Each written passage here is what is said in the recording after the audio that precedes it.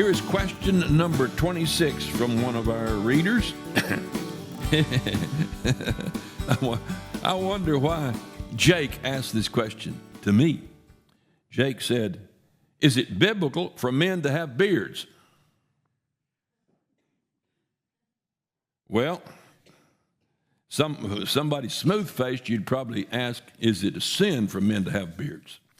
So I remember one time I was in child evangelism camp. I took my kids, they were about 10, 12 years old. Took them to child evangelism camp on Sunday afternoon. All the parents ate with the kids outside before the parents left.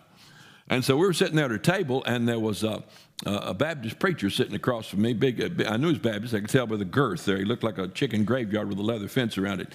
And I saw him watching me real sober as I ate, and so I was eating my weenie there, and the little hot doggy thing, And I saw him keep eyeing me like that. And so eventually he says to me, he says, is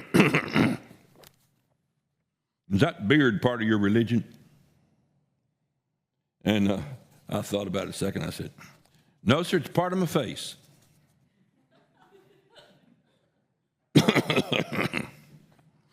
Well, everybody in your church have a beard like that? I said, no, sir, only about half of them. The other half are women. But one of them's got a goatee, and two of them got little mustaches. And I couldn't help it. I broke down laughing. I was having so much fun, I broke down laughing. He didn't crack a smile. He said, help yourself. So, I don't really take this question that seriously, but I'm going to answer it because you ask it, okay? We know that, and I looked up on YouTube some other people answering this question, and they had different answers, and I laughed at theirs too. Some of them were so serious about this, you think it gets you to heaven or not. 2 Samuel 10:5, and when he told it unto David, he sent to meet them. So David sent these two guys out to the enemy to talk to them, trying to make a parley with them. And the enemy caught and shaved off half of their beard. It's smooth face over here and beard on the other side.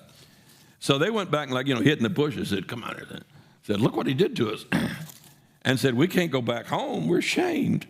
He said, okay, go down there to that city down there on the little outskirts there. Go down and stay down there till your beard grows back. You sure don't want to come back looking like that. So that tells you a little bit about how the Jews of old viewed a beard. Now, you see, if it was just a matter of half of it, they could have shaved the whole thing off and come back and said, I just kind of got tired of it, a little itching, so I shaved it all. And it'd been all right. But obviously to have no beard at all would have been such a humiliating embarrassment for them. They stayed away from the wife and their kids for 6 or 8 months while their beard grew back before they came back home. So that tells you how they viewed it. Now, is that grounds for saying men ought to have beards? Nope. I'm just telling you what happened back then, how they felt about it. That's grounds for saying you can't tell me I shouldn't have. All right, Leviticus 21:5. And they shall not make baldness upon their heads. Tell the Jews they shouldn't shave their head bald. You remember how the monks used to shave a little round spot up there? I never did understand why they did that. Maybe they scratched their head while they're writing or something and just rubbed the hair off. But they'd shave that little round spot and have a little hair hanging down here, and they'd shave their sideburns off like this, shave their beard all off. And they said, you're not to do that. No baldness on their heads. Neither shall they shave off the corner of their beard. Now, the corner is like up in here or down in here. I saw one guy on YouTube. He was arguing for the need to be righteous and have a beard. And then I see it all shaved under here and trimmed up real nice like that. Looked like he's from San Francisco. Shall shave off the corner of their beard, nor make any cuttings in their flesh. So God told them not to go and alter their facial hair, to change the shape of it, to like shave a little goatee or something like that. Or the Amish let them shave the top, shave it off up here, because they did that because they don't look like they belonged to the military back there when the military shaved their beards. It's not that way today, but it's a custom that stuck. All right. I looked up historically when people started shaving. I'm not real serious about this, all right? And I found that shaving started with the Egyptians, as far as history can tell, about 3000 BC.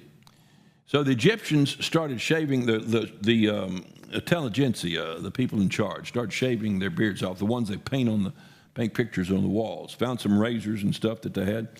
But when they wanted to be formal dress or look really cool, they had some fake beards they'd put on.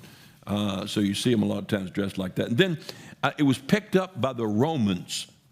Julius Caesar, actually, he shaved his face. We plucked his hairs out. He started a trend there. And so the Romans started shaving their face. It was about the time that the Romans got really deeply involved in boy-man love, in homosexuality. When the Roman soldiers, Roman rulers, started keeping little boys, then the men started shaving their faces. Maybe it made them feel a little bit more like women. And then later in the 17th, 18th centuries, the French picked it up. And the Catholic Church, the monks and the Catholic priest all picked it up during the Dark Ages. No one else did. If you look at the old pictures of the Protestants, Now, when Protestantism came along, they all stopped shaving their beards and started growing out their beards. That's why you see the people like Martin Luther. He had one because he was a Roman priest.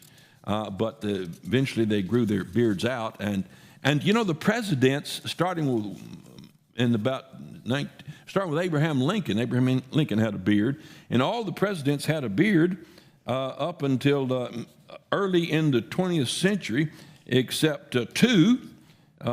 Taft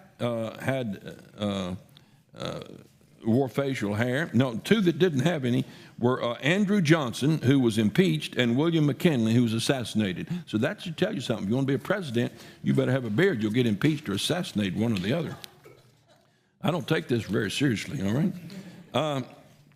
Now, I do want to make a disclaimer here, to be honest about it. I did win a beard contest one time, and I got a really nice beard comb and some mustache wax. I put the wax on my nose to keep them itching, and I use the other part on my beard. So, all right. That's the pretty much the answer to that question. Now, let me say this on that.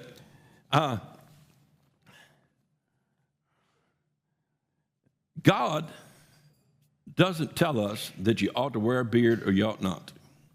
There's nothing scriptural. And I have never preached it as something you got to do to be righteous. It'd be a pitiful way to be righteous. Most of the street people, they all got beards. Most of the drunks and dopeheads got beards. So that's certainly not a way to look righteous. It's just a whole lot more convenient than shaving. And my wife likes me to rub it on her belly. So I keep my beard, and you really, if you hadn't, you need to try it, All right, that's the end of that answer to that question.